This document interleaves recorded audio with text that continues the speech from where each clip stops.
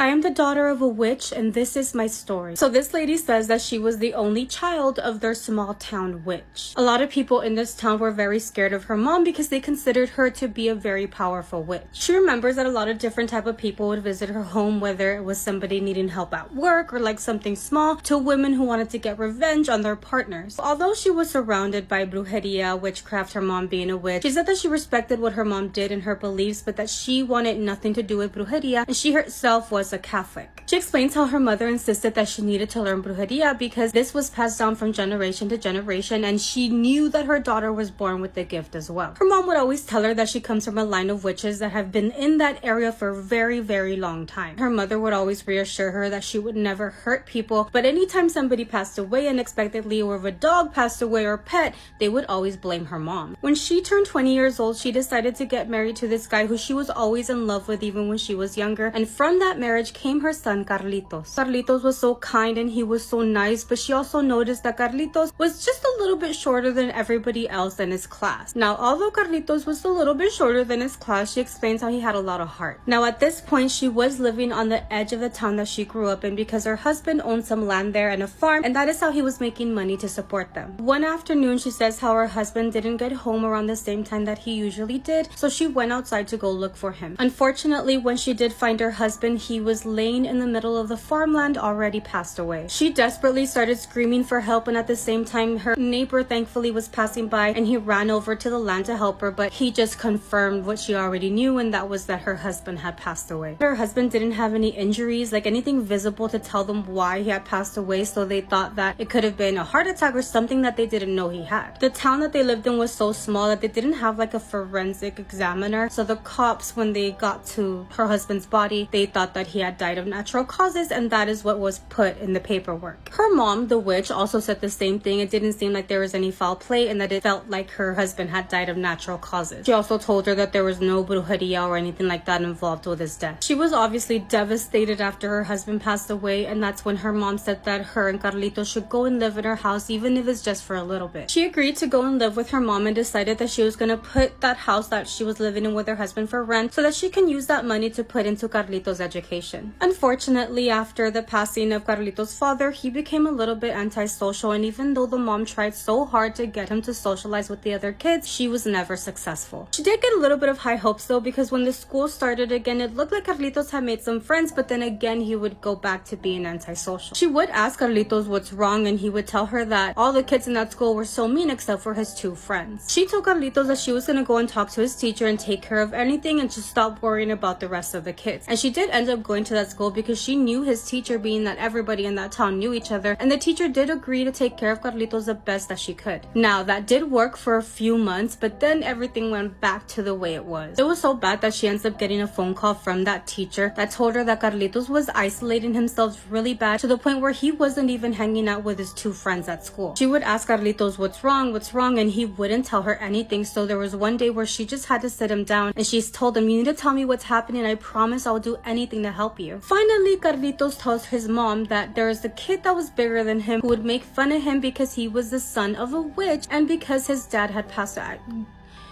This is why I can't have kids, because I would be at that school fighting that little motherfucking kid. What the fuck is wrong with... Actually, no. I'd start off with the parents, but let me just continue on with the story. I'm getting heated. It's not even my kid. She did explain to Carlitos that he needs to not worry about what these people are saying, that there are always going to be people in this world who are not meant to be our friends, but that we shouldn't isolate ourselves from the entire world. It seemed like Carlitos did listen to her because he started hanging out with his friends again, and she said for a while both of them had been fighting off people talking crap about him and her being a witch and things like that. She did honestly have high hopes that things would die down and that everything would just work itself out. So of course things got worse, and now instead of them just like hurting Carlitos with their words, things started to get physical. She will never forget the time that Carlitos got home with a black eye and how it made her feel like she wanted to hurt everybody in that town. Now, she says that she was never the kind of person that would physically fight anybody, and honestly when people would physically fight, it was repulsive to her, but that's how mad and angry she was. And I know what you're thinking, where's grandma to put a curse on all these hoes? Maybe you're not thinking that, and that's just me.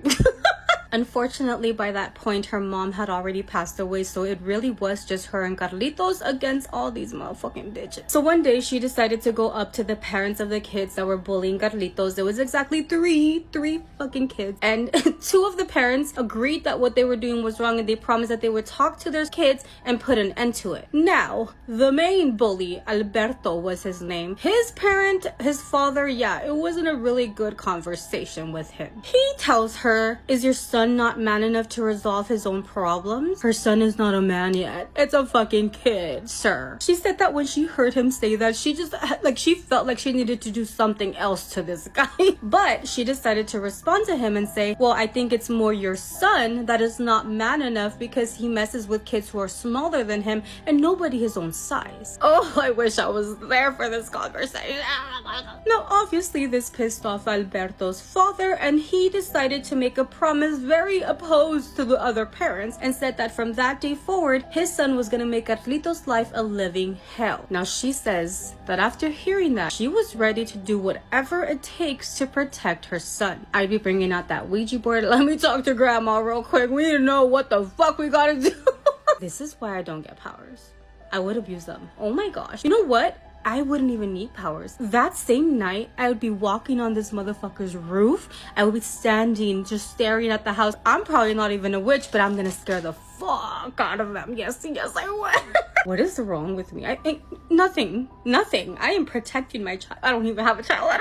Don't judge me. I don't have kids, and I'm this pissed just listening to this story. So I cannot imagine you people who follow me that have kids. Like, ooh, you're probably pissed right now. She ends up walking away from this man, and he was like foaming at the mouth, pissed. She got home and she's thinking about it, like, is he really gonna keep his promise? Are they really gonna fuck with my kid? Like, she was so scared. She didn't tell anything to Carlitos about the conversation that was had, but the following morning she did walk him all the way to school just to make sure that nothing was gonna happen to him. She went home and thought everything was fine, but then around noon she got a phone call from the school saying that they had taken Carlitos to the town clinic. They told the mom that he had gotten into a fight with the same 3 kids. She obviously knew that this wasn't a fight, but that they probably jumped her poor Carlitos. When she gets to the clinic and sees Carlitos, his face is like unrecognizable. She explains how his eyes were swollen and that he explained to his mom that he tried to defend himself as best he could, but it was 3 against 1, so obviously they beat him up. She ends up telling Carlitos to just get better, that she was gonna deal with it, but he was like, no, like, don't do anything. This happened because you went and told Carlitos' dad something, so he didn't want her to get involved because things could get worse. Now, she tried to do the right thing. She took her son to the police station, tell them that they jumped him, and the cops basically said they couldn't do anything because these were just things of kids. A kid never sent me to the hospital, so what the fuck is wrong with this police officer? She went home and she was so upset. She told her son to go to his room and just get some rest, and she was crying. She's like, I don't have a husband, I don't have my mom, I don't have a family to back me up. She sat on the living room couch and she just started crying, and then she looked up, and when she did, she was looking straight into her mom's picture. She's like, it was almost as if my mom told me to look up and look at her. She's staring at this picture of her mom, and it was almost as if her mom was telling her, you have the solution to your problem right in your hands. She admits that ever since her mom passed away, she never dared enter the room where her mom would do her witchcraft in. Basically, everything that was in that room was as her mom left it in that room when she passed away. At first, she was like, no, I shouldn't do it. I shouldn't go in there. But then she became very desperate, and she's like, let me at least take a peek in there. In the center of the room, she found this booklet, almost like this big notebook, and it was like different spells and what you would need, all type of instructions and directions for all different types of work. She says that when she opened the book all the way to the middle of the pages, she found a little note that was written by her mom that said, this is just in case you want to follow my footsteps. She ends up looking through this book and she finds a spell that's basically, if you do bad to her, bad things will happen to you, but if you leave them alone, hey, you're gonna be fine. So she decided to do that for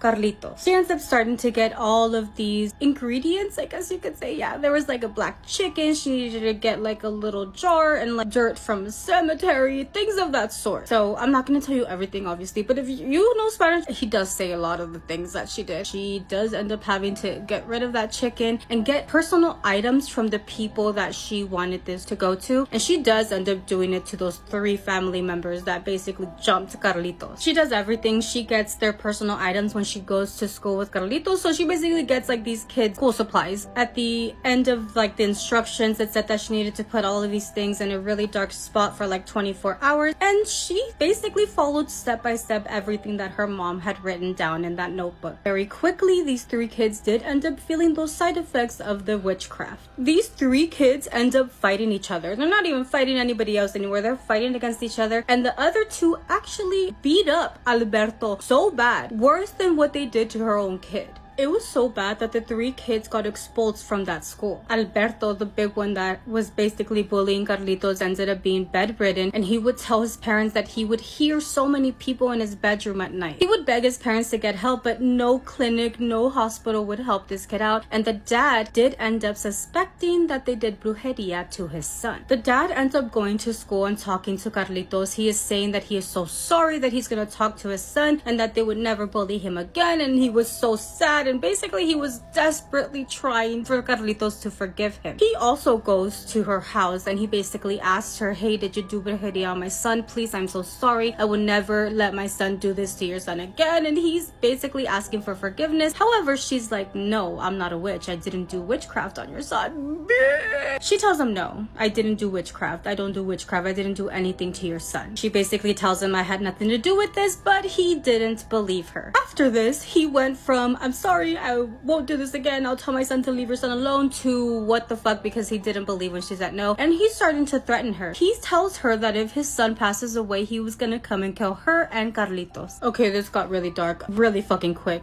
She said that same night the kid Alberto did end up passing away, and the father came to her house, kicked down the door, and was basically screaming at her and Carlitos. Her neighbors ended up hearing everything. They came, they got him out of the house, and they took him away. She ended up getting what she had buried out so that the other 2 kids, wouldn't get this bad. However, she does end up doing a different type of work for that man so that he could leave them alone, and she went to bury it in a cemetery, I believe is what she said. Okay, it got really, really dark. She basically did this because she was asking dark forces to get rid of the man who was trying to bring harm to her and her kid. She says that the town started rumors about her. They would whisper every time she would pass by, and that they all thought that she was the cause of this little boy passing away. Her neighbors ended up coming to her because the day of the funeral, when they were burying that man's son, out loud in front of everybody, the dad had said that he was gonna get revenge and that he was gonna come after her. Unfortunately, the dad didn't get a chance to do that because apparently right after saying that, he collapsed at that funeral and passed away. People said that he had a heart attack. The entire town is convinced that everything happened because of her, but they have no proof. After that, nobody else bothered Carlitos or her again, and she promised that she would never do brujeria unless she really needed to. Quite honestly, it didn't even matter if she did do brujeria or didn't, because the entire town now placed her in the same place that her mom was, and she became the town witch. I don't know if I would go that far, but also, like, I'm not a parent and I was angry throughout this whole story. I was ready to pretend to be a witch and walk on this man's roof. I mean, I would torment him, make him think that I was, but this story got real dark. What do you guys think? Let me know in the comments. Hello and welcome back to a series of spooky stories, The Haunted Tea Spill. This series is brought to you by all things spooky and ungodly amounts of paranormal activity. Featuring my other initial necklace that comes in a 2-pack. They're stackable, they're cute, they also come in silver. It's down here if you want it. Now onto the story. Hello there, absolutely love your spooky stories, and boy howdy do I have one for you. Boy howdy. This happened years ago, starting in about late 2014, early 2015, after I had my second baby in December 2013. My now ex-husband and I live in a townhouse community at the time, and we had lived there for over 2 years at this point. We lived there for 4 years total. I'll preface that there was just trees and land behind us and no light sources to make shadows. Out of nowhere, I started having sleep paralysis really bad. Like, so bad I shit you not, I could feel the sleep paralysis demon hovering above me, her hair dangling into my face and her breath on my... Fuck that. Fuck no. This would happen multiple times a week. Cue you saying absolutely the fuck. Am I that predictable? My ex never felt anything. He also didn't believe in the paranormal until one night. I woke up at about 1:30 a.m. to 1920s jazz music. It wasn't blaring, but it was definitely loud enough for my hard of hearing self to fully hear every note. 1920s? I could see shadows of people walking around the bedroom, talking to one another and dancing. My ex sat up and looked around and asked me, who are all these people? And why are they in our room? I just stared at him and asked, you can see them too? And he said, well, yeah, they're all in our room. Why are they here? And then laid back down and was asleep again. Bitch, I ought to smack the fucking shit out of you. I asked the neighbor we shared a wall with if she had a TV on or anything, and she said she doesn't even have a TV or radio in her upstairs anywhere. I've also been in my bedroom and bathroom and heard her water faucet turn on and off and she not even be home. I laid in the darkness watching these shadows moving around until I fell asleep, until the sleep paralysis demon was back and suspended above.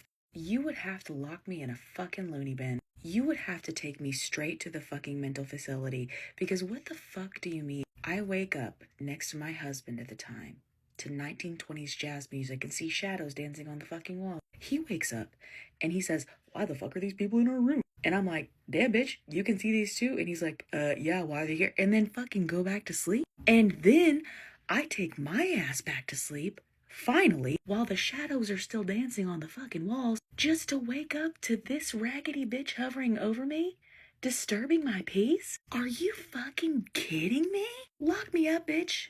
Lock me up and medicate me. I never opened my eyes to her, but I could see her as clear as day behind my eyelids and would be internally screaming and fighting her until I could move again. Soon after this, my coworkers and I realized we had all been experiencing paranormal things at our job, which was half a mile from my house. We would be folding clothes and see someone walking up to us saying, excuse me, and see her white kid sneakers and legs look up and nobody's there. Me getting shoved so hard that I had a handprint on my shoulder, and a coworker that was facing me saw something black fly right behind me right before I was shoved. We had construction going on in our store, plus across the street, and a church was being built in the field behind our townhouse. And that's when we saw that there was a cemetery there as well, so we figured all the new buildings going up causing a spiritual disturbance, and that's why all the activity was rampant. After all of the construction was finished, everything settled except for the sleep paralysis demon on my part. In late 2017, we moved out and into a different place, and I haven't dealt with it again, thankfully. My TikTok handle is Hote.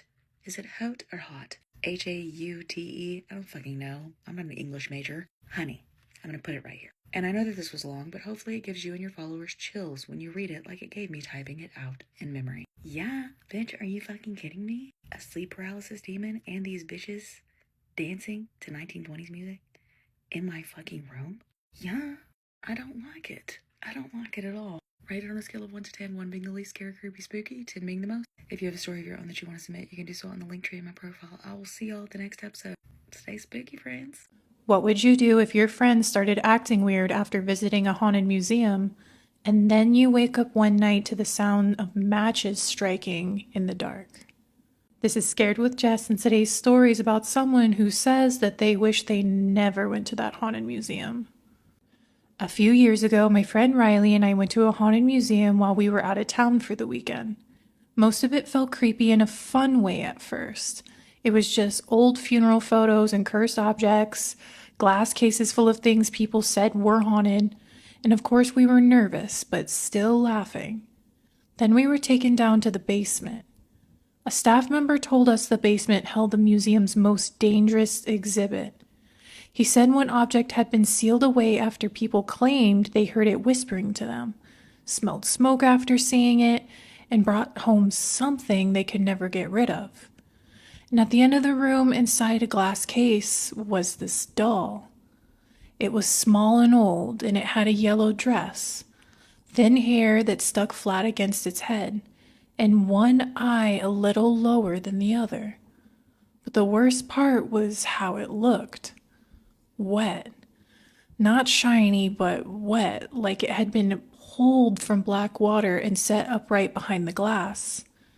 The staff member told us not to touch the case and not to speak directly to it. I laughed because it sounded ridiculous, but Riley didn't.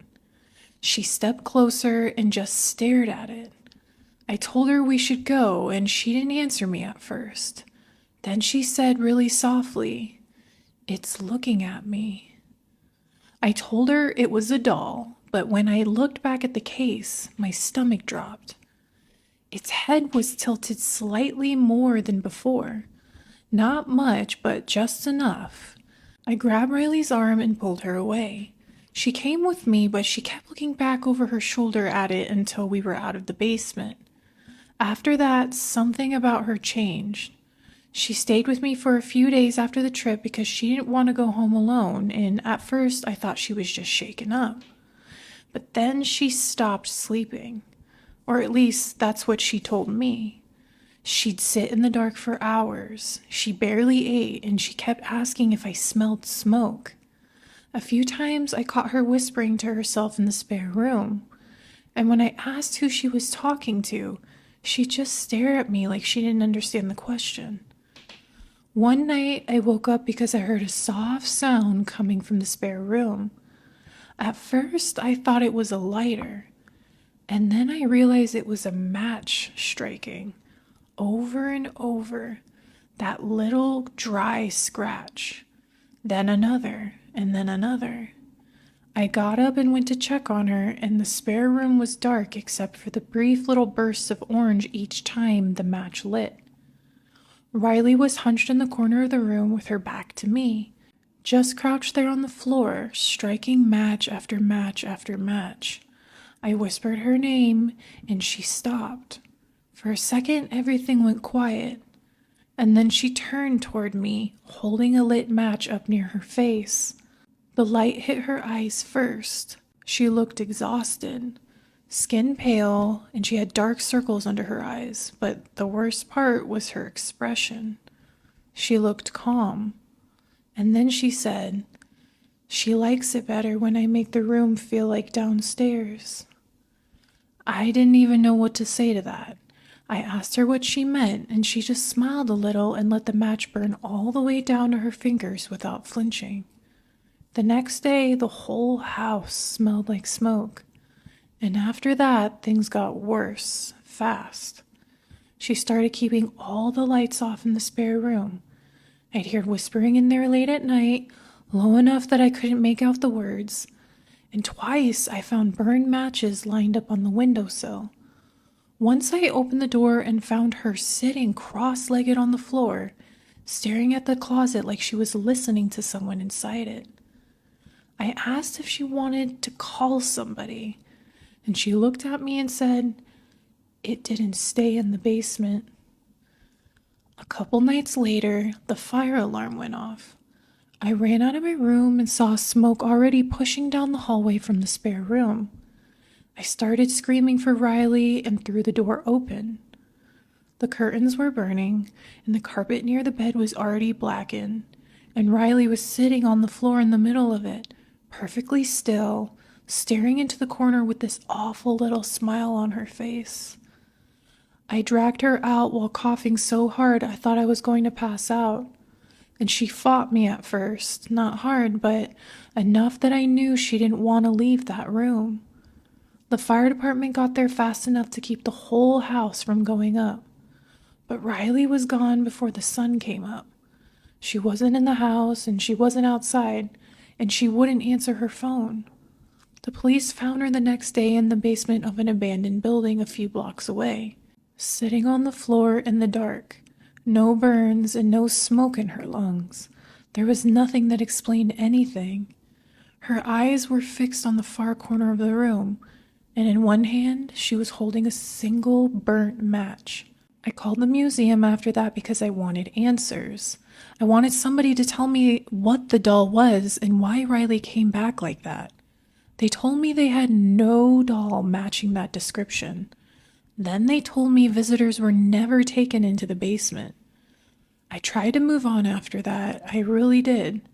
Then last week, I woke up in the middle of the night because I heard the same sound again. A match striking in the dark. Just once, from the corner of my bedroom. Anyway, good luck sleeping tonight. So the internet has recently discovered that there is a serial killer in Broward, and just like the internet usually does, they arrive at the point and then somehow go straight fucking past it. Yes, there is a serial killer in Broward. There has been a serial killer in Broward for decades. People have been saying the serial killer was the man who was arrested earlier this year after a woman's body was found wrapped in a rug and he had murdered her. That is not the Broward serial killer. That is a man who committed murder. There has been an active serial killer in Broward County since at least the 70s. Which means it's been at least 50 years, which makes me think that it is either a father and son, or somehow somebody passed the torch from one man to another. And I say men intentionally. If you look at the amount of Jane Does that were found in Florida in the 70s, they were pretty much all found in water. Some of them were identifiable, most of them were not. And then it stopped for 6 years, and then it picked up again in the 80s. They are still finding bodies in water in Broward, but you know where else they are finding bodies like that? In Naples. What connects Naples and Broward County? Alligator Alley, also known as one of the top dumping spots of bodies in the entire country. Are you seeing where I'm going with this? Like this is not just a small isolated little case. This is a big thing that has been going on for decades, and it upsets me when people reach the point and kind of figure it out and then just completely fucking miss it. I personally believe that those Jane Does, those women, those girls, and some men as well, were completely let down back in the 70s and 80s, just like they are being let down now. Gerard Schaefer is actually a great example. He was hunting women and girls hitchhiking in the late 60s in Broward, Palm Beach, and St. Lucie County. He was a cop, and he used his power as a cop over those girls and women to make them feel safe, and then he murdered them. Do I think it's a cop doing this now? No, not necessarily, but I do think that there are some police officers responsible for turning a blind eye when they fucking shouldn't have. This goes so much deeper than just that one guy and the woman whose body was found wrapped in a rug. Maybe next year people will actually catch on. The back rooms may be real. Recently I seen this YouTuber called Everything Empty, Always Alone. We haven't really been talking about liminal spaces until just a few years ago. So what if there is more to it? What if you can travel to a place where there's no one? Fully stocked shelves, bustling cities, no one around.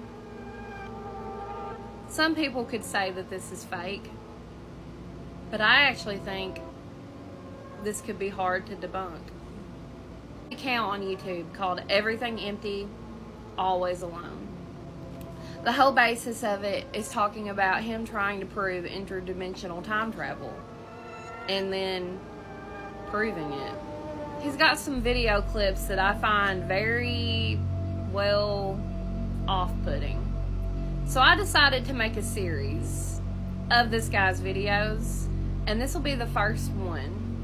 We'll call this the Great Wolf Lodge Liminal Space. Video snippets of this, and I really want to share them with you because it's just crazy and I don't know how to debunk it. If you're wondering what a liminal space might be, some say it's the space in between.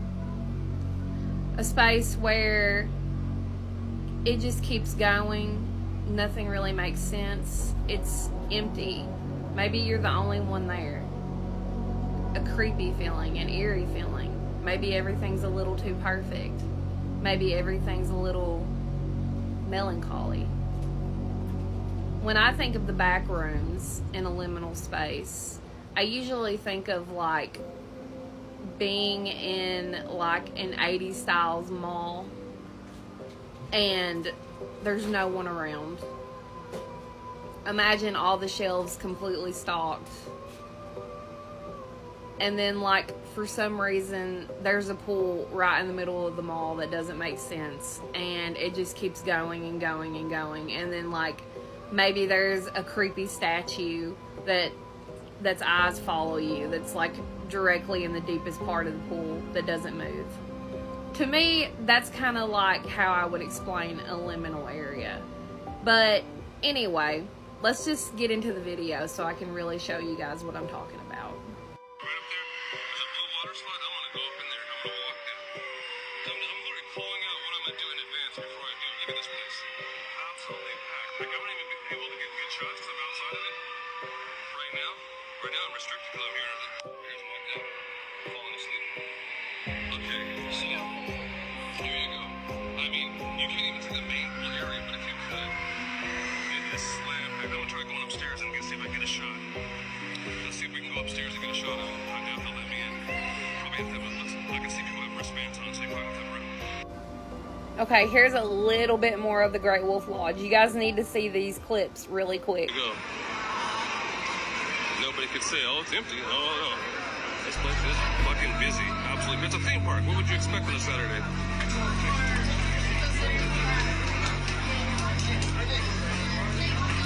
Let's go here. Now, I think this part is really interesting.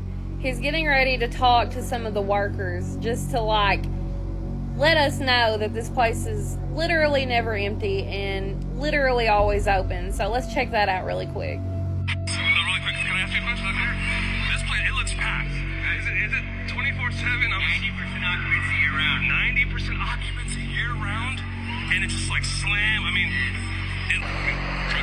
it's claiming to be an interdimensional time traveler who says he can appear. So I'm doing a video tracking this gentleman, if you will. It says he can appear in multiple theme parks throughout This the guy's country. like, I don't get paid enough for He'd be the this. only person there. And do things like, for example, the gentleman upstairs, I forget his name, but I got him on camera. He was nice enough to let me go inside. I got a couple shots. Yeah. I got all my exterior shots. I'm claiming that he can walk all throughout the pool area and be the only person there and like actually interact with the environment, like moving the water around and like shutting the water off and walking up the water slides and doing all these. So I personally think it's absolutely insane. Okay, it's my personal opinion. Yeah. But I figured, hey, someone who actually knows this place in and out is gonna say, now, would you concur with that? Is that pretty kind of crazy? It's pretty wild. Okay, yeah. And the likelihood of that happening, it would be 0%, 100%, or 0%. Okay, cool. Okay, so after he shows us that there's a bunch of people in the Great Wolf Lodge, he also talks to the workers. We find out this place is open 24/7. They're always packed. Every Great Wolf Lodge is like this, okay? Dude goes into Great Wolf Lodge, same one, okay? You can tell it's the same exact one. Nobody in there. 15, 20 minutes or Okay, whatever. guys. Same exact lobby, Well, I might look completely once or empty. twice actually while I'm talking. This is what the part a lot of you wanted to It's come still and see. daytime. It's different. It's not You know, even I'll have nighttime. clip after clip, different. I think I shot about for what? So we're gonna lose all that money so some weirdo could come film our. Look at it. The water's moving. It's not stagnant So yeah, water. 0%. There's no construction. And you already heard that from all the staffers in the video. Duh, common sense shit here, folks. Use your common sense. No one in sight. But beyond that, okay, here I.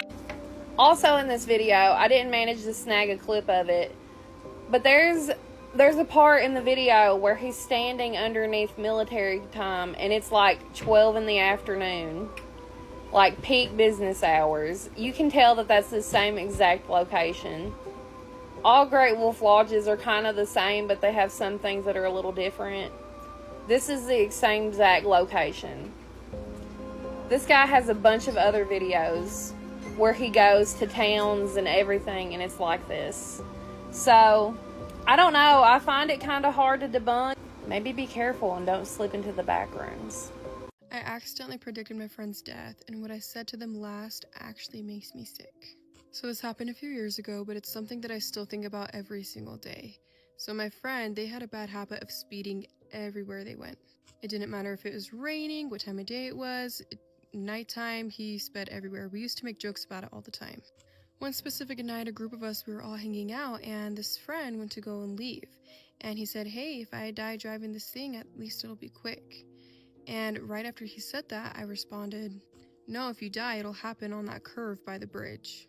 The second I said it, everybody got quiet, and it's because they could tell that I wasn't joking. And I wasn't joking, it just came out. Like, I didn't even think before I said it, it just fell out of my mouth. And it was because I literally pictured it in my brain, like the curve on that bridge. I pictured his car upside down. It was awful. I don't know why I even had that thought. My friend laughed it off and asked me why I'd say something so specific, and I had no explanation. I actually felt sick after I said it. Like, I hope I didn't just jinx him. And before he left, I even said, hey, like, please drive carefully home. The next morning, I woke up to multiple missed calls, and they told me that my friend did pass away on that curve by the bridge. And the police officers even said that they just lost control of the vehicle and it actually flipped a couple of times. What messes with me most about that whole thing is the timing of it all. Like, apparently that crash happened less than an hour after I had said that. And to this day, I have no idea why I even said it. It was just a feeling that I had. I haven't had that feeling since. but I wish that those words never came out of my mouth. Sometimes I still hear that conversation in my head and how everything went down, and I wonder if I pictured something that I wasn't supposed to see that was going to happen in the future. Is anyone else superstitious like me?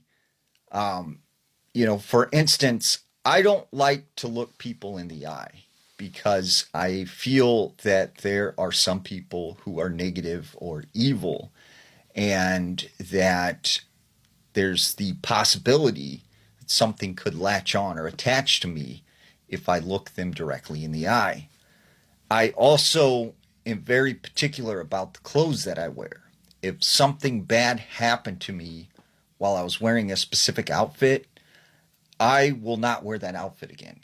I have to get rid of it. And I feel that if I do wear it, then it brings me bad luck or something bad will happen. I don't like to leave the doors closed. I always have to have the doors open because I feel like energy gets trapped. And I've noticed sometimes when I sit for a while with the door closed, I start feeling really bad, and sometimes weird things happen. So I always keep every door in the house open. I also do not sleep without some light on, whether it's the TV, whether it's a small nightlight, because I feel like being in complete darkness sometimes draws out negative things. So I always sleep with some sort of light source. So I'm curious, what are some superstitions that you follow? There have been several reports of this bat-like creature in the Houston area. And over the last couple of years, we've seen a huge uptick in sightings. Now, the earliest report of this thing goes back to 1953. There was this woman from Houston Heights. Her name was Hilda Walker. And one night at 2 a.m., she was sitting on the porch with some neighbors. Well, they noticed some weird shadowy figure moving overhead that blocked out the light of the front yard. And the next thing they know, they look over at this pecan tree and they see this glowing 6-foot tall man with bat-like wings. It was wrapped in some kind of gray colored cloth or clothing, and this thing was shaking the tree back and forth. And after a few moments, they looked and this thing was just gone. They ran out into the yard and they began to hear this whooshing sound. And as they looked up in the sky, they seen this silver to grayish color light just dart across the sky. And that became known as the Houston Batman. And in the 90s, there were several reports, again, in Houston and the Houston area. One famously was at the Bel Air Theater, where several moviegoers witnessed this winged creature on top of the theater, and they described it as having bat-like wings and wearing some sort of helmet. But the most recent sighting, which took place 6 months ago, occurred just north of Houston. Now, there was this woman who was hanging out with her friends. They were having a large celebration. They decided to play a fun game of hide and go seek. So she takes off into the woods and she decides she was going to hide up in this tree. She starts climbing up the tree branches. And as she grabs onto this higher up branch that she said was as round as a softball, she hears a loud screech and she feels the branch start moving. But when she looks up, she sees that she's grabbing what looks like a man's leg with these bat-like wings. And this thing is just flapping its wings very erratically. And it takes off through the trees into the sky.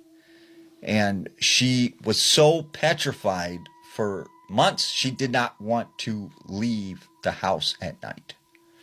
So what is this bat-like creature that people are seeing in Houston? Eastern Kentucky is a scary place at night. That's where all of your stories of the Appalachia come from. Now, when you think of Deliverance, Hills Have Eyes, they are talking about Eastern Kentucky because that stuff really happens there. There are stories of people picking up stranded motorists only to get ambushed or taken or unalived, right? There is these inbred hillbillies that live out in the woods. They call them feral people.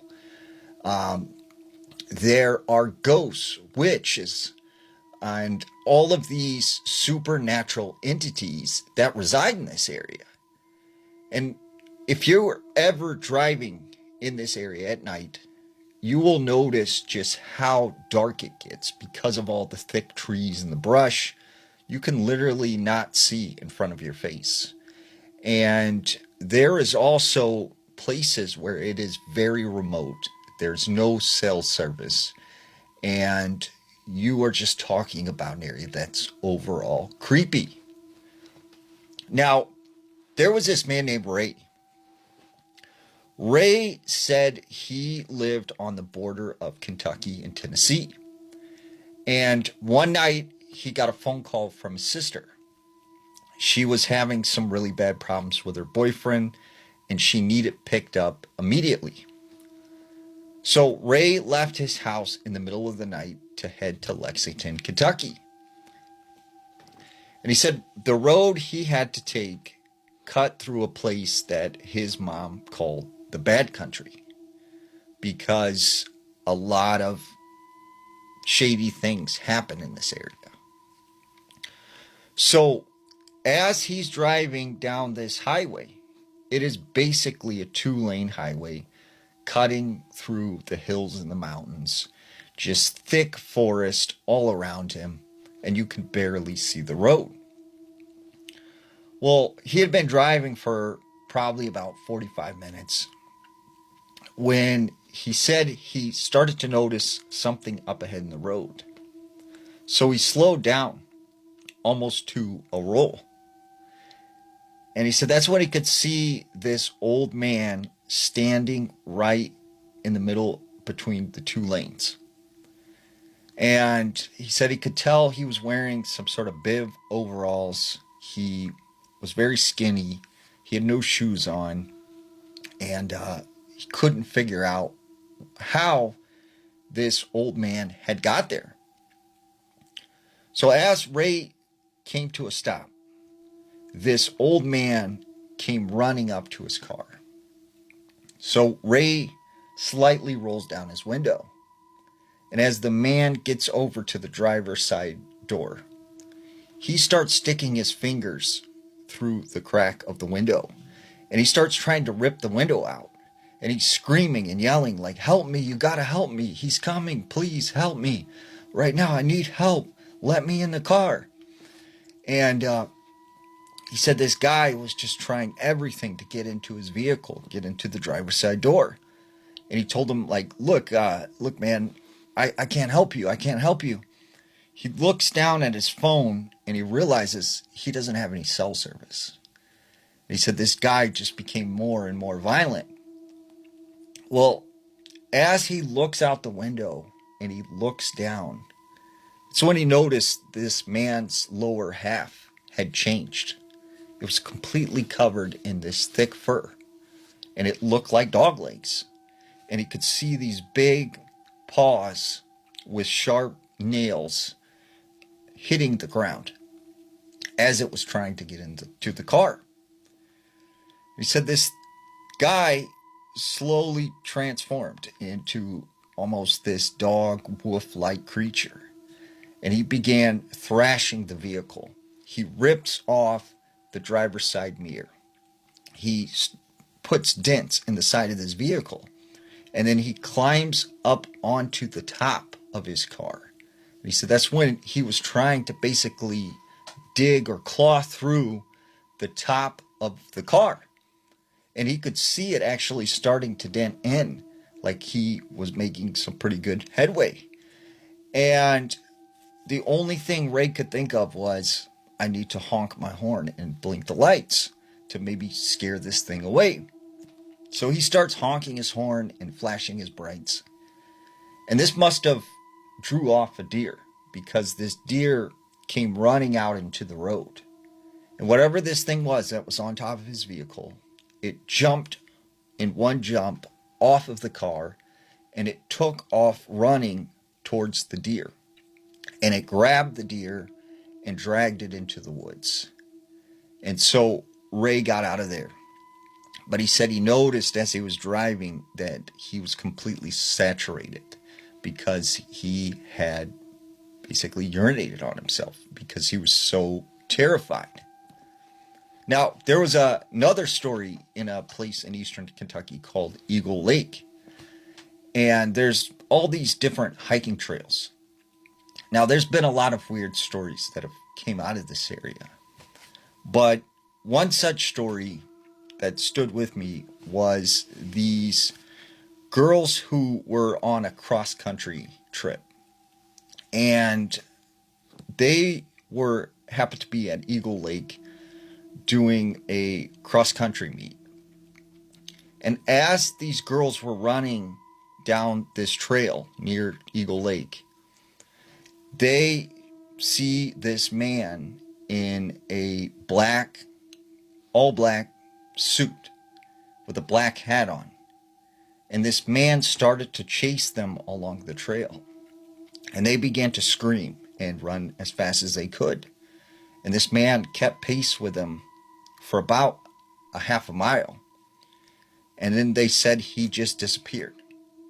And when the girls finally made it back to where the finish line was, they were in tears. They were terrified.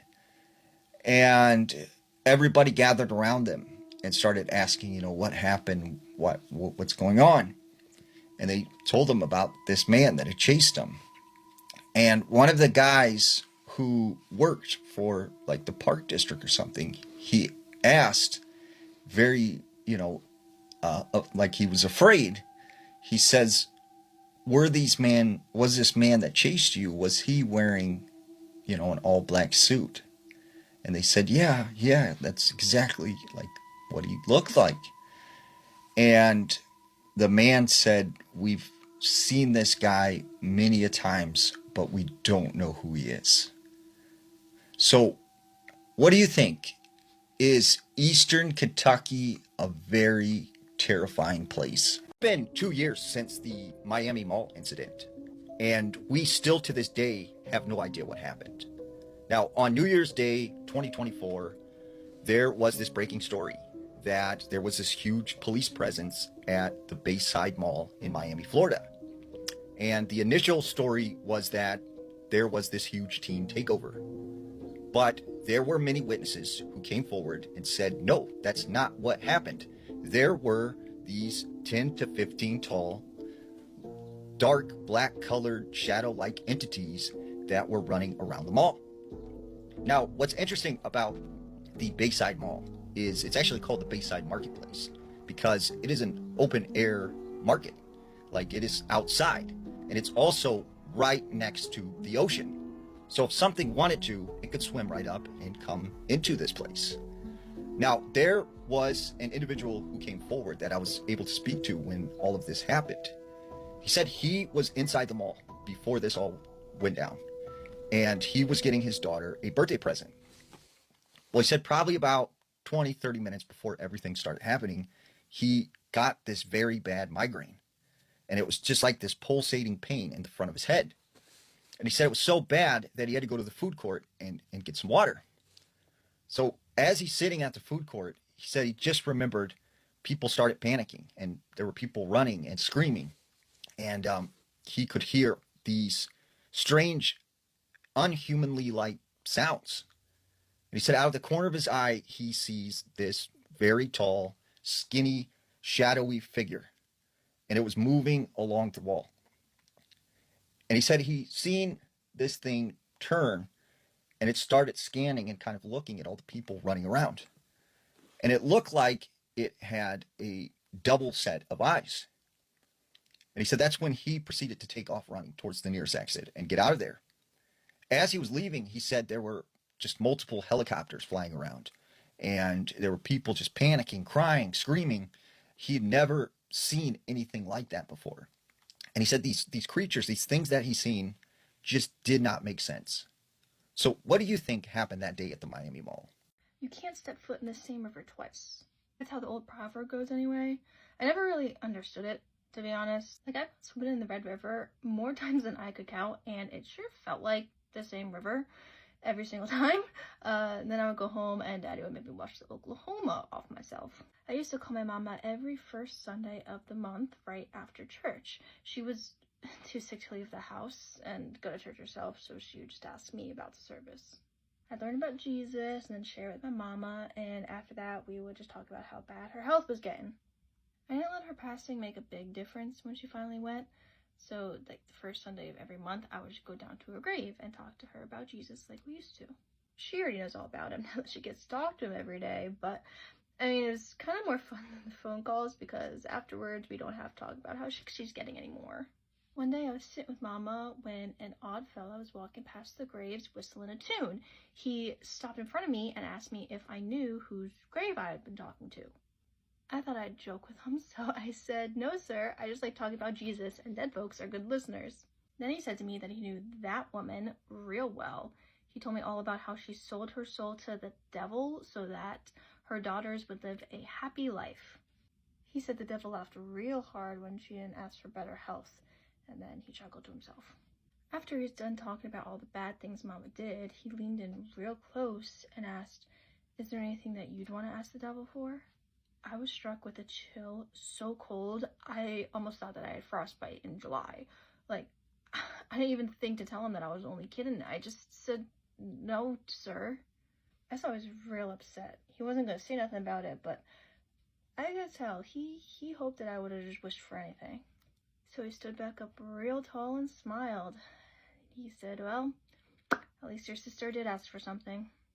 Then he carried on his merry way, whistling his tunes. That day, I think I learned what that old proverb meant. I never could go back to Mama's grave without wondering if she really was walking with Jesus or just feeling her way around in the dark. I'm pretty sure this ghost is haunting my baby, and I think I just got proof of it on the baby cam. Lip gloss on so I can run this mouth. Now focus.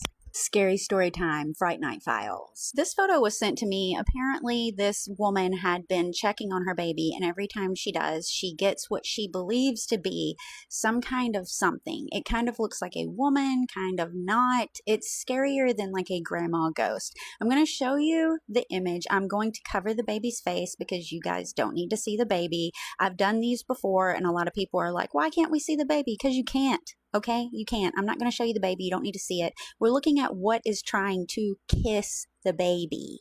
So here's the image, and the image is unsettling. I don't know what kind of toy it would be to give the appearance of like a person. It does look like it's leaning in to maybe kiss the baby goodnight. I don't know. I can see why the mom would be like, "What the hell?" when she checked the monitor. But I want to know what you think. And this isn't the only one. I want to show you one more. The one that I just showed you, I can see why people would be like, "Oh, that's maybe like a toy box or a toy or something." But what is this? What is this? You can see both legs. The face is unsettling. It clearly looks like something standing up. And you know, it wouldn't have been like an actual person because you can see the back of the baby's head underneath the right thigh of whatever this is. This one is the one that had me like, oh no. I don't know what I would do if I saw something like this. Like when my kids were small, we didn't really use monitor baby things like this. And I'm glad we didn't, honestly, because all of these that I see are terrifying. I get so many of these of ghostly things caught on baby cameras, and none of them are ever good. They're never good. So let me know what you think about these two. Story time of how I found out that my sister-in-law was jealous of me and her brother's marriage. My husband and I have been together since we were teenagers, so for about 2 decades, and from the very beginning of our relationship, there has always been a family member that has always had a problem with that. Over time, I tried to ignore it, thinking that it was just probably jealousy or weird like sibling behavior, but the more and more time that went on, the less I could ignore. She needed to know every single detail of our relationship and would always make comments like, "You can have him," but like in a weird way. It honestly started to feel like she was obsessed with him. Things really escalated after I gave birth to my first child, and I found out that she was dealing with addiction. After I found this out, I told her that she was not allowed around our children. Now fast forward to me being pregnant with our second child. We were struggling financially. She offered us a place to stay. Me thinking that this was her way of trying to smooth things over, I accepted it. But unfortunately, that did not last for long. One night, the man that she was involved with attacked me while I was holding my daughter, not to mention I was pregnant at the time. My husband was away at work, but when he got back, he confronted her and told her that he could not have that man at the house anymore. She called me a liar and kicked us out. She said we had till the weekend to get our things and move out. We were left with absolutely nothing, and the stress was so severe that I almost lost my baby. That is the moment that I decided to completely cut her off for good. For over a decade, I kept that boundary, and as time went on, our life became extremely peaceful. I decided to get very spiritual and started to practice prayer for protection and ancestral healing. Then one day, I went for a spiritual reading with someone that I trusted. He told me that someone was trying to remove me from my position in my marriage. At first, I didn't take it seriously, but then he mentioned betrayal and things that didn't make sense at the time. He did a cleansing, and I returned to sender candle, and I let it go. 2 days later, I got a phone call. She had overdosed. What still unsettles me is that I wasn't even thinking about her when I did the cleansing, when I did the return to sender candle. But at that moment, everything shifted. The heaviness in my life lifted, opportunities opened, peace stayed, and the part that still sits with me is this. The same woman who tried to destroy my peace for years ended up having her funeral practically handled by me. So I don't know what to believe. Maybe it was a coincidence, maybe it's an addiction catching up, or maybe things are just heavier than we understand. Everything you do in this lifetime, you pay for in this lifetime. The moment she decided to cleanse herself and do a return to sender candle, everything went right back and smacked that jealous in the face. But like always, what do you guys think? Have you noticed how we've not built any new cemeteries? Like any city, town you go to, they still have the same cemeteries they've had for hundreds of years. And people pass away all the time, yet these cemeteries never seem to fill up. There are always open plots of land where you can bury someone. So where are the bodies? Where are they going? What's happening to them? I've got this interesting theory that I've heard. Now, in the 1970s, there was this movie called Soylent Green. Now, Soylent Green was this movie starring Charlton Heston, and it was about this futuristic city in which the world had become overpopulated. They had destroyed the oceans, they had destroyed the earth, and times were really rough. And none of the people in the city could afford to buy any groceries. They couldn't afford just the normal things we get every day at the store. So, in order to keep them from starving, they were sold this very cheap stuff that was made in the factory. It was like a squared cracker or ration, and it was called Soylent Green, or yellow or red. And the people, because they were hungry, because they were starving, they would protest like every day. They would go out into the streets and have these huge protests. But these trucks would come around, and they would pick them up and take them away. And all these people were like disappearing. So Charlton Heston's character, who is this detective, he starts investigating this mysterious case, which leads him to the factory where they make this Soylent Green. And what he discovers is that the Soylent Green is made from humans. And when you kind of look around now, right, the same things are happening that happened in that movie, right? We are slowly destroying the oceans, the earth. Groceries have become unaffordable. They are now a luxury to most. And you wonder, the foods that we're getting that are so cheap that we're able to afford to buy, the only stuff that we can eat, what is it made of? Now, I'm curious what you think. Why do you think we are not building any new cemeteries? Let's read a scary ghost story. This one is titled, My Experience Living in a Haunted House in the UK. Just a few years ago, I lived in a cozy house in the Essex countryside with my family. The house was quite old, so hearing noises was quite common. It was until one day the creaking and tapping sounds turned into whispers and movements. The noises became unsettling for us, but we put it down to the neighbors and the age of the house. Why do I say the house was haunted? Let me tell you about a few of our experiences. One night when I was sat watching TV and having a few beers with my dad, My mom, brother, and baby sister were fast asleep upstairs. All of a sudden, we heard someone booming down the stairs, and we assumed someone had woken up desperate for the toilet, so we thought nothing of it. Whoever it was ran into the toilet at the bottom of the stairs, slammed the door, and turned on the light, which confirmed our suspicion. Since my dad is a bit of a joker, and he'd had a couple of beers, he called out my mom's name, and then my brother's. We got no response. After a minute of silence, we both stood to see who it was and why they weren't responding. When we got to the bathroom door and called their names again, we still had no response, so my dad opened the door. Nobody was there. Surely, whoever it was forgot to turn the light off and went back to bed. No chance. Since the house is old, the stairs and floorboards are creaky as hell, and there would be no way to silently get back upstairs. Next up, the reflection. I was alone in my bedroom upstairs, and I was getting dressed to go downstairs. I sat on the bed opposite of my big TV, which was off when I looked up and saw my reflection on the TV next to me. For a solid second or two, I saw what clearly looked like a female silhouette walk away from me before vanishing. What made it creepier is that I also saw it in the corner of my eye moving in the same direction.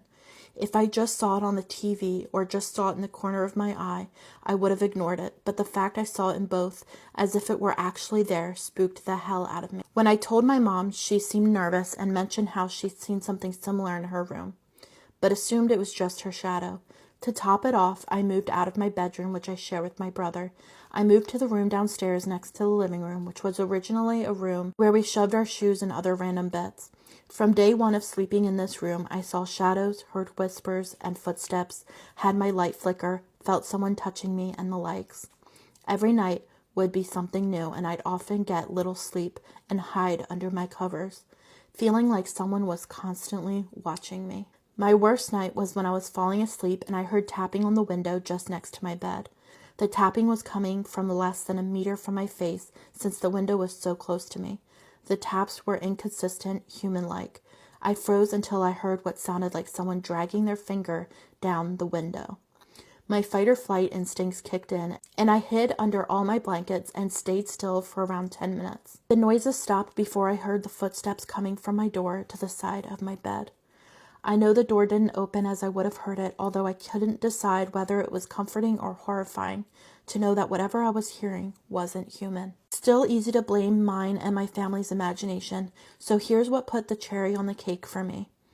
After 2 or 3 years living in the house, we arranged a swap so we could live closer to my town. When the couple who were looking to swap houses with us visited the house, I said to my mom as a joke, "Should I tell them about the things that have been happening?" To which she hushed me. The lady looked at me as if she knew exactly what I was talking about before asking, "Are you seeing a ghost?"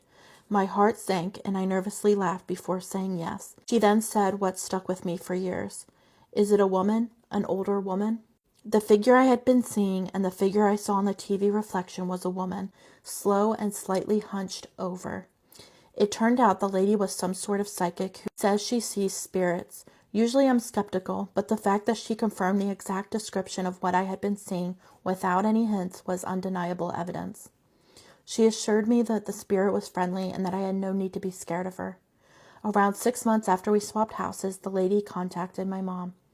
She had done some digging on the house in her free time and discovered that an old lady passed away in the house, in the room I moved into downstairs.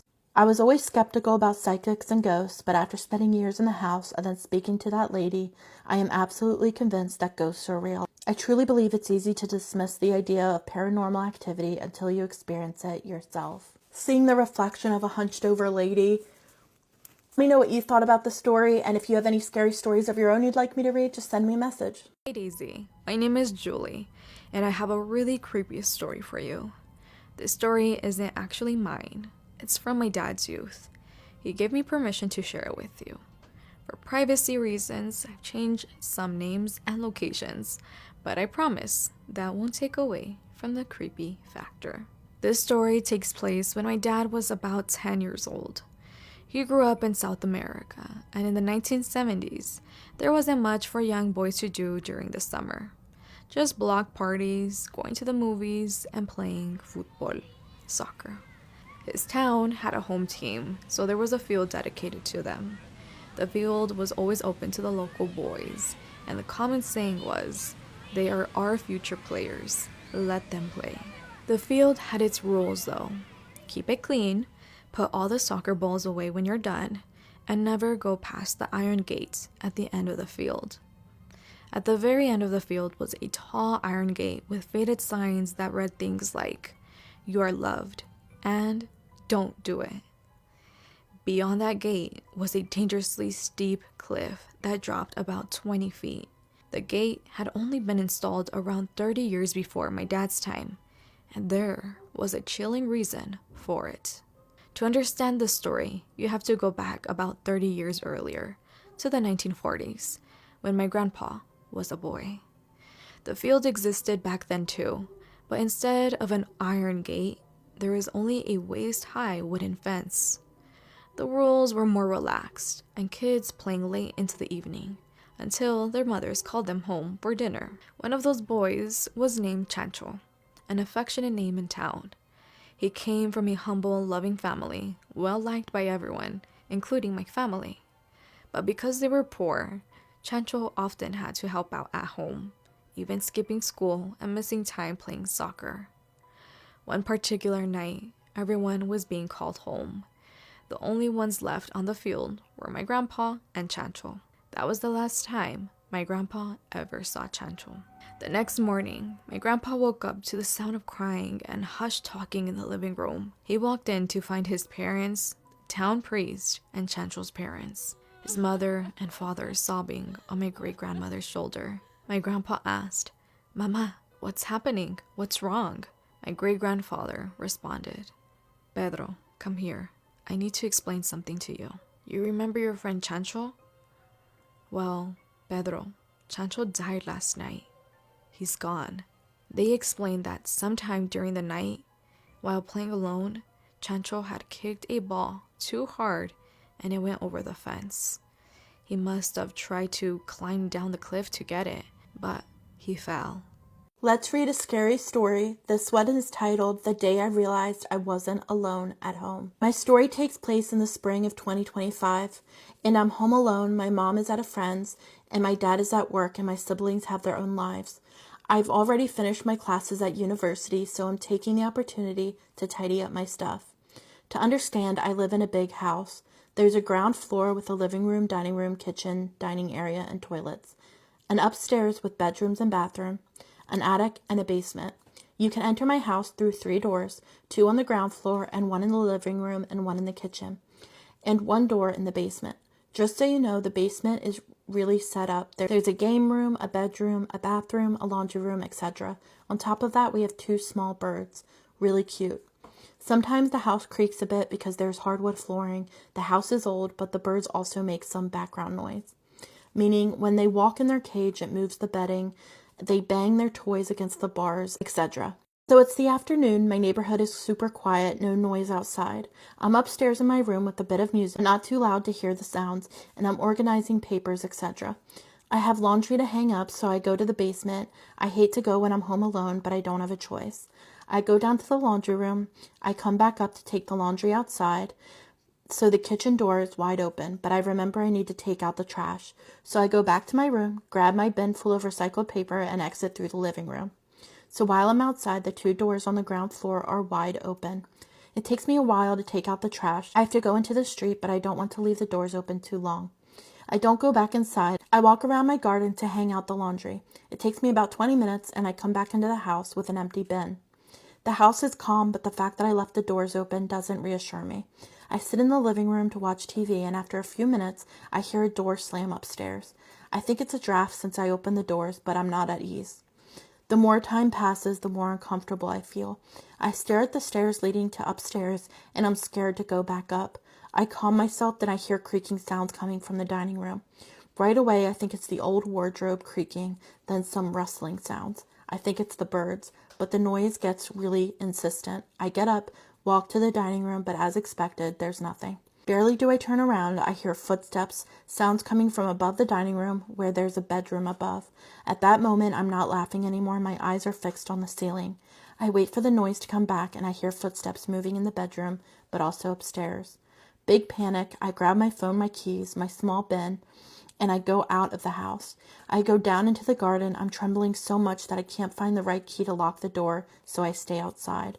After a few seconds, I decide to check if the basement door is locked. I go around the garden. I see the door, but it's not locked anymore. It's ajar. I don't even think twice. I grab my keys, lock the door, and call my mom. My mom tells me not to panic, but I insist that the door was open. My mom hangs up, telling me she's almost done while I'm panicking outside, seeing the bathroom window upstairs opening. I call my mom back and tell her to come right away.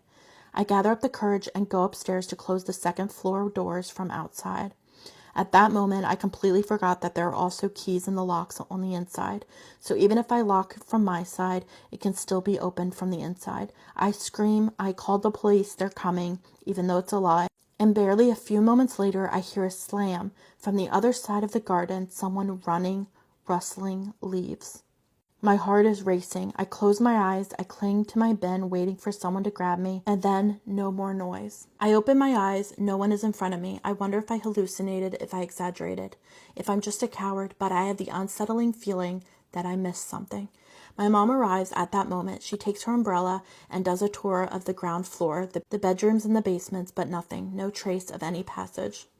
Too panicked, I can't remember if I made the bed upstairs, if I took out my clothes and underwear, if I opened the upstairs windows, the kitchen cupboards, including the knife drawer, and took out the big knife when I cooked at noon. Windows of the laundry room and the bathroom in the basement, turned on the light. If I moved the birdcage, I don't know what I did that day. A few days later at night, I hear footsteps and scratching above my head in the attic. I tell myself once again that I'm dreaming, but the noise moves into the ceiling and goes into another room. I turn on the light, call my brother to listen to the noise, but nothing. Nothing until we go silent and turn off the light. My brother tells me to go to sleep while I'm spending the night with someone pacing above my head. What if the person who was in the house that day was actually hiding in my attic, if they had been living there for the 3 days waiting for me to be alone or to leave? The next day is the first day no one is home. My dad puts repellent in the spots in my room, which can lead to the attic, and we leave. The evening we come back, no more noise, no more sounds of footsteps or scratching. Was it mice in the attic or a person? What caused the noise that day? To this day, I am convinced I didn't open and move so many things in the house. I have so many questions. I think there were really mice in the attic, but the noises that day, the chain of events, etc., can't just be from mice. The attic is so filled with stuff, I'm surprised it doesn't collapse on us. You can easily hide there. It's the perfect spot. It's such a mess that I wouldn't be able to tell if things moved. On top of that, we've never found any signs of mouse activity. No droppings, nothing has been eaten or used by mice, no smell. Let me know what you think is going on, and if you have any scary stories of your own you'd like me to read, just send me a message. Let's read a scary story about a creepy encounter. This one is titled, To the Farmer's 2 Dogs That Helped Me. Thank you. I, 32 female, am a mom and a wife, and one of my favorite things to do is to get away for a little while and go on glorious long hikes in the woods. I haven't been able to do it for over a year because of being pregnant and then having a newborn, but my son just turned 1 a while back, and I've been focusing a lot on getting back into shape. Last week, my husband asked me what I wanted to do for Mother's Day, and I told him what I really wanted to do was get lost in the woods for a couple of hours. The pun was absolutely not intended. I live in rural Oregon, and while my property is surrounded by farmlands, I have a friend who lives a couple miles up the road, whose property meets up with endless acres of land. It's land that belongs to the Bureau of Land Management and is often sold to logging companies. When it's not under contract, it's generally open to the public as long as you leave no trace. Thousands of acres of dense forests, waterfalls and rivers, wildlife trails, and fire access roads. You can generally navigate between these access roads, but there are definitely places where one could get turned around, especially because there's rarely any service.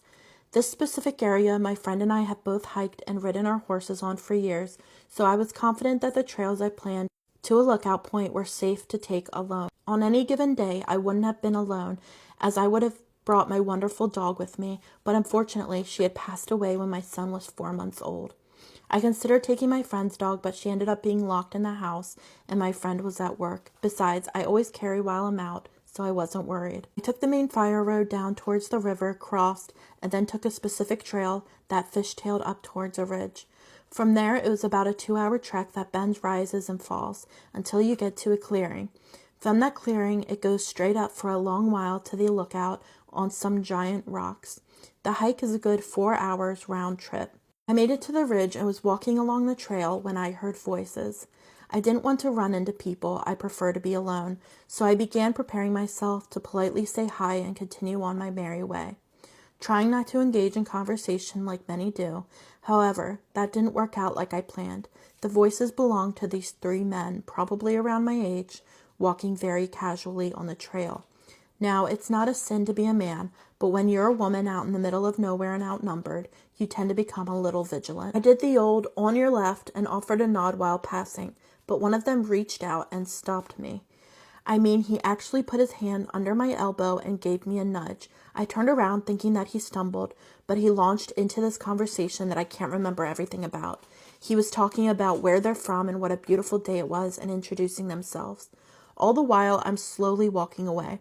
The 2 others joined in from time to time, but overall, I got this uneasy feeling about them. I tried a few times to end the conversation and speed ahead, but one of them would always ask a question, expecting an answer. And if I picked up my pace, they picked up theirs as well. I even went as far as saying the proper goodbye and nice to meet you, but they would just follow right along. The tipping point for me was when they asked strategic questions and got really offhanded answers. For example, I specifically asked where they were going, and they all sort of glanced at each other, and then one of them said they were going to the waterfall. Now, I know exactly where that waterfall is, and it wasn't in the general vicinity as us or where the trail was heading. This all bubbled up to a moment when the trail went up a steep bank, and you had to climb up a little using the rocks and the big root of the tree to continue on.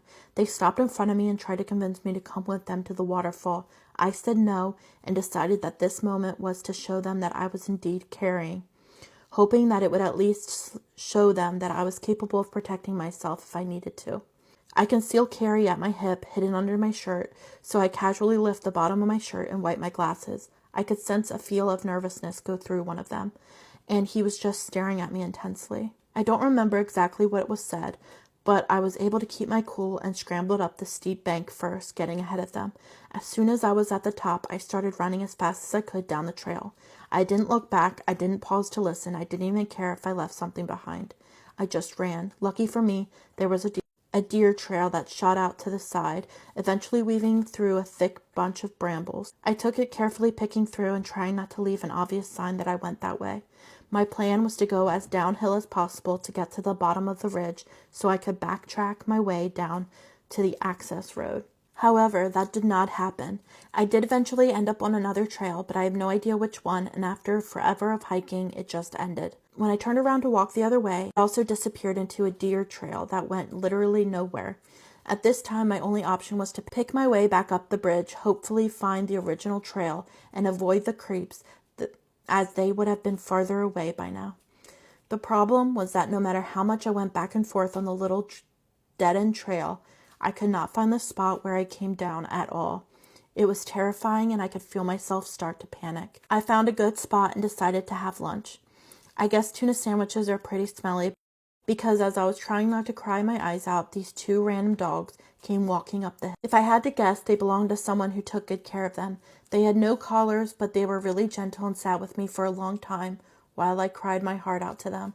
I absolutely believe with every fiber of my being that God sent these 2 dogs to me. When I was crying and settled back down, they both stood up and, I kid you not, led me randomly on a trek I would have never taken on my own. We went down a random deer trails, over a rock field, and down into a valley that led up to a part of the access road I had never been before. They walked with me all the way down to the part where I finally recognized where I was, and then came with me to my friend's house, where I called my husband. In the end, we decided to call the non-emergency line and just let them know of the strange behavior of the men, and I gave as many details as I could remember. Nothing bad ever happened, and I'm starting to reason with myself that I was scared for nothing, but I will never forget those dogs. They ended up running off as soon as I called my husband, and I'm kicking myself for not thinking to record my mishap, or at least get a picture of the dogs so I could find the owner and thank them. So if anybody has a pair of guardian dogs that often go missing from your property, just know they might be helping someone in need. Let me know what you thought of that story, and if you have any scary stories of your own that you'd like me to read, please send me a message. Might have known the story of real-life boogeyman. Okay, this is like, please don't stop. Please watch this video. This is like the 3rd time I've tried to make this video. So, we were watching the news, and we were seeing the stuff on the news about like UFOs and stuff. And I live like out in the woods with a lot of property, no street lights, no neighbors, no nothing. I'm like out here, okay? And so I'm like, hey, we should go outside and see if we see anything in the sky. And I'm going to stitch a video of like one. It's not that little one we caught a video of is nothing in comparison. Okay, I have a lot of lights on in my house. I live in a mobile home. I typically have lights on from one end to the other. It's a bad habit. I know. I'm very sorry. So all the lights are on. I tell her, I say, turn off the porch light and let's like go down into the yard. Cause like it's open. And we look up at the sky and you see these like two luminescent, like aqua blue green stars. They're pretty big though, and they're moving quickly. And then they separate from each other and then they spin around each other and they just take off. And I'm like, oh my gosh, I think we just saw one. Pull out our phones. We see another one. I get it on video. I'm going to try to stitch it here. And then it's almost like as we're trying to record with our phones, it's like the sky is black. I don't know. We look up in the sky. They are everywhere. Are they not? They're everywhere. They're everywhere. And I'm at this point, like, I'm like, oh my gosh. No, we're not fearful. And so we grab my dog. And the end of my driveway, as you turn the corner to go down a long dirt road, it's probably about 50 to 60 feet. So we get to the end of the driveway, we turn the dirt road. And it's like 10 o'clock at night, okay? And as we turn the corner, you can hear like a and mind you, we're not around any power lines. We're looking for an airplane in the sky. What is making this humming that's getting louder and louder? And then the sound stops. And I get this weird, like, strange, just a strange feeling. And I say to her, can I tell you something that's going to freak you out? And she's like, no. And so we turn around to walk back towards my house. And we have just rounded the corner and we're coming up the dirt road and I can't keep it anymore because the looming feeling over me is like way too intense. And I say to her, I said, we're not alone right now. We're being watched. And then my dog shoots off into the woods. And then we start walking faster. And then we call her back. She comes back. And now we're standing in the yard. And now we're walking up to the porch. And we get a little quiet. I think we're just kind of like trying to take in what just happened. Okay, so there's a pond outside the house. Like a pond that has a bunch of toads in it, and they're not riveting tonight. Yeah, they're so loud all the time, and it's dead silent now. And we're not saying anything to each other. I think we're processing, and then it sounds like somebody took several glasses and filled them up with 6, 7, 8, and filled them up with water, crystal glasses in different levels, and dipped their finger in them. Frequency. You could hear frequency music coming from one side of my property. And then I'm on the porch at this point with my dog. She's still in the yard. And then it stops on the left-hand side in the woods and picks up on the right-hand side. I say, fuck this. We're inside at this point. I shut and lock the front door. As soon as you lock it, remember. I go to the back door. I lock it. And then I turn off the outside light. And whenever I flipped off my outside light, the power in my house... all the lights went off. Out. Except I have 2 Pokemon neon lights on my computer desk. And I have my stove. I noticed that my stove lights are on. So I noticed that my house has power, but my lights are off, and that's strange. And it doesn't occur to me because we go and we take ourselves into the bedroom. The lights shut off. They just shut off like the power went out. I know. That's what I'm saying. But it occurred to us that we still had power. Remember, because I said the Pokemon lights are still on. This is weird.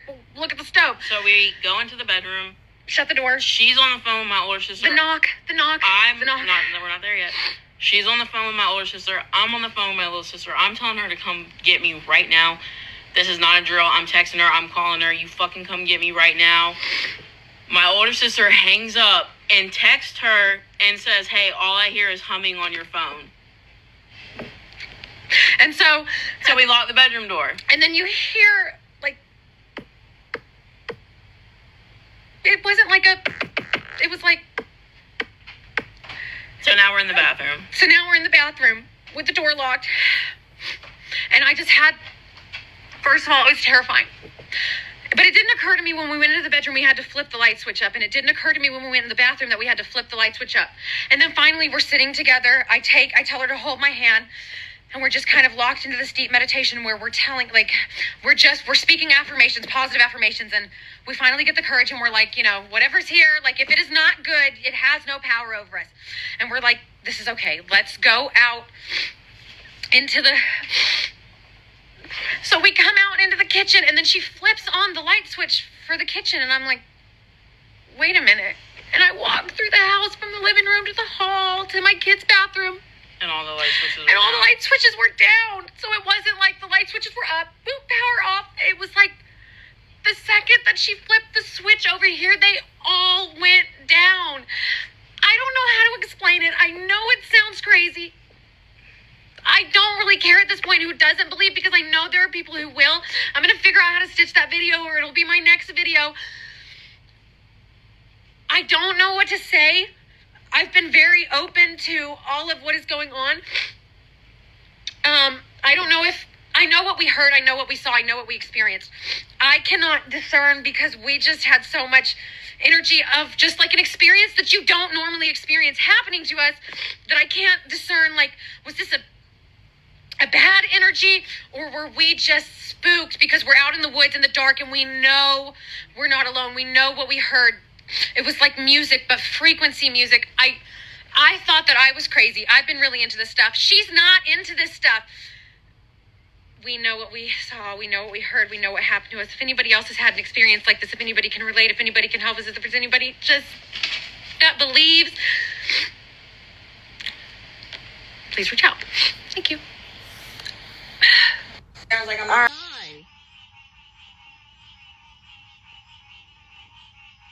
Come on now. I got it real close.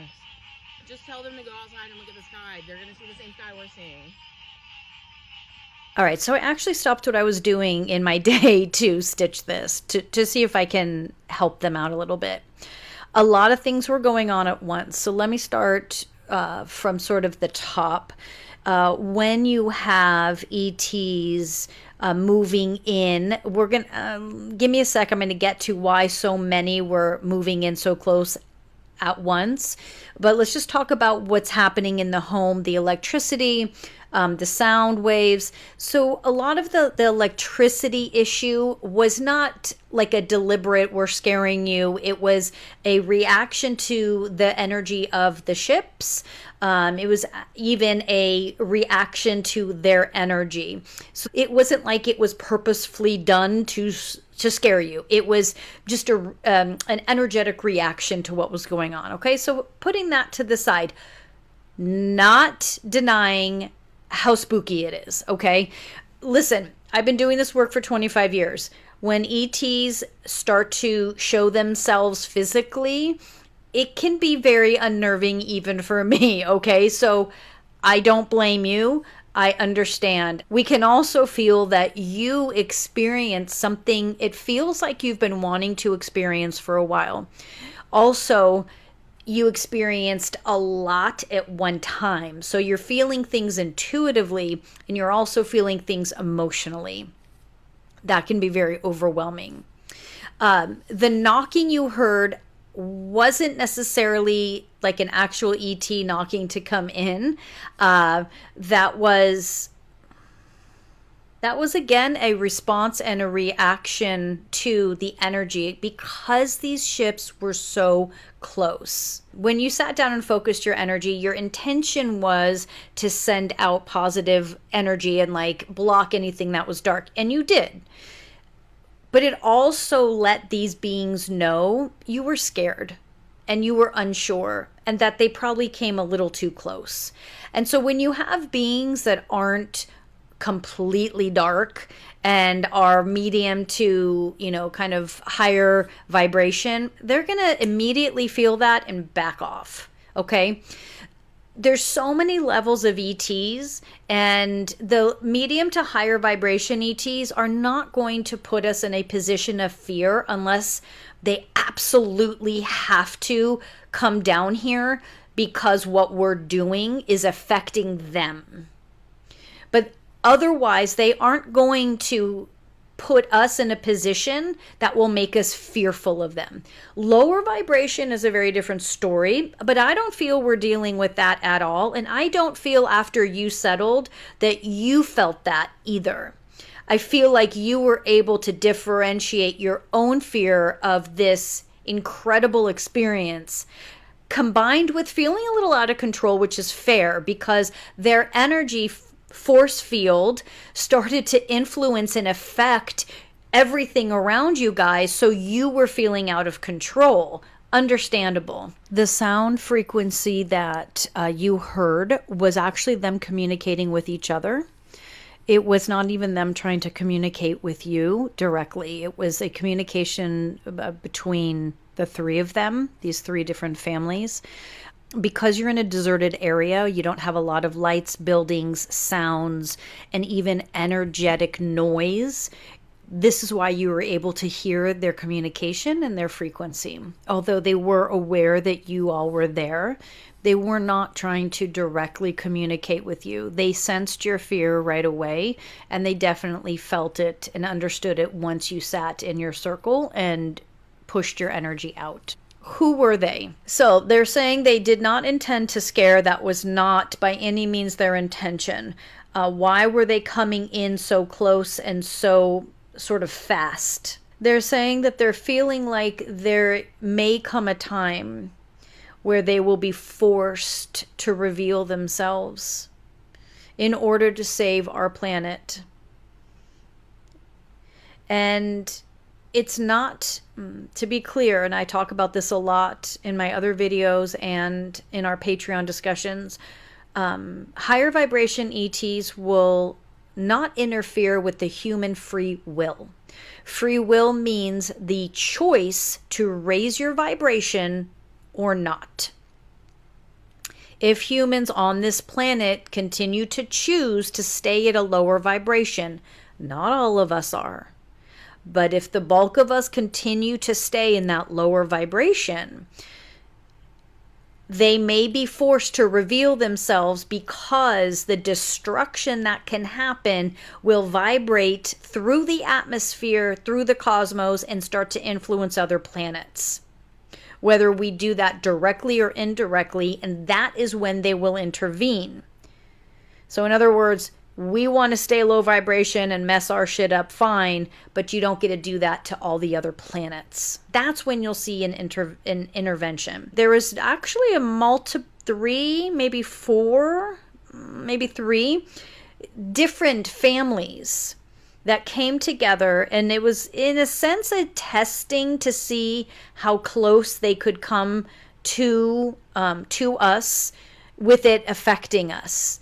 And how close they could come for us to feel that they are there. It feels, so they're saying there was a testing out of how close can we come, and what will that do to your planet, to you individually, to your spaces when we start to come in this close. So there's been an influx since 2024, the orbs, the drones, some of them man-made, some of them not man-made, right? But the orbs especially were showing us how we can communicate with them without it influencing and affecting what just our electrical grid like you just experienced. Also without it influencing and affecting our nervous system in such a way that we lose the teaching moment because we are so caught up in our fear. 3 different groups, like an EL, almost like an Eli is the first one, ELI 5 star. I'm just trying to interpret what I'm hearing, so that may not be 100% accurate, but that's the first group. The second one was like a flower, they're saying like an FLR 0678, and then you've got this third group over here, stayed very far back. They are a much more evolved group, and so they were more assisting, watching, seeing how close again we could get, but they stayed farther away. They will not reveal who they are, and they're, I refer to them like as call letters. And so I don't ask why, especially for higher vibration ETs. I do not push or interfere. So they would prefer to not share their call letters. The other 2 share their call letters because they want us to research. They want us to learn. They want us to connect. They want us to understand that something is happening and we're all feeling it. And what we are feeling is real. So you might ask, what is it that is happening? The poles are shifting. The poles energetically and physically. And there are people, there are groups that will be raising their consciousness. Let's talk about raising our consciousness. Raising your consciousness is about understanding who you are as a consciousness first, entering a physical body. It is about compassion, community building, looking out for others and yourself. It is not about tricks, what you can do, what you can't do. Psychic skill sets are a part, but ultimately is about the compassion that lives in us to be of service to others. This is what the human has, but does not embrace. When there is a revealing, what will be revealed is the love, the community, and the connection, not the fear. Will lower vibration ETs show themselves to instill fear, dominance, control? They already are doing that. They are doing it by working with humans and through humans. Raising the vibration begins with you individually. And then we share it with those around us. And those around us then share it within the community. And then the community shares it throughout the planet. This is going to become more commonplace. Let's become comfortable with it. Let's continue to desensitize ourselves to these experiences. If you notice, the desensitizing happened in 2024. The influx of drones and orbs desensitized us. And let's continue that process. It's going to grow deeper and stronger. The deep fake, the AI, is here to confuse you. When we utilize our intuition, we will not be confused.